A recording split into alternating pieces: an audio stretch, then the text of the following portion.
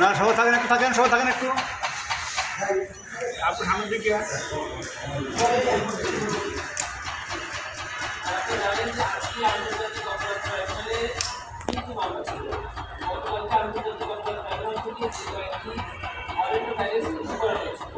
সেই ওয়ারেন্ট প্যাকেজটা ক্ষেত্রে 3 জন আসামিকে গ্রেফতার করে ট্রাইব্যুনালে আজকে হাজির করা হয়েছিল। একজন মোহাম্মদ আরশাদ, আপনারা দেখে থাকবেন যে বৈষম্যবিরোধী ছাত্র আন্দোলনের সময় ছাত্রকে চেপে ধরেছিল, এই ছবিটি সব জায়গায় ছড়িয়ে দিয়েছিল। সেই পুলিশ অফিসার ছিলেন আরশাদ, তাকে আজকে গ্রেফতার করে এবং গ্রেফতারের পর তাকে জেল হাজতে করা হয়েছে। পরবর্তী তারিখ 23/2/2025 চাঁদপুরে ঘটনা। আরেকটি মামলায় চন্দ্র সরকার, তাকেও গ্রেফতার পূর্বক আজকে ট্রাইব্যুনালে হাজির করা হয়েছিল।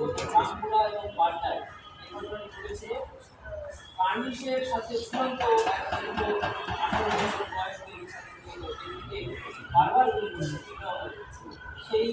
সেই গুলিকারী ব্যক্তি চঞ্চল সরকার, তাকে গ্রেফতার করা হয়েছিল। এই মামলার পরবর্তী তারিখ 24 মার্চ। আরেকজন আসামি এম মইনুল ইসলাম, সে মিরপুরের ঘটনায় তাকেও ট্রাইব্যুনালে গ্রেফতার করে আজকে তিনজন আসামিকে ট্রাইব্যুনাল আজকে কারাগারে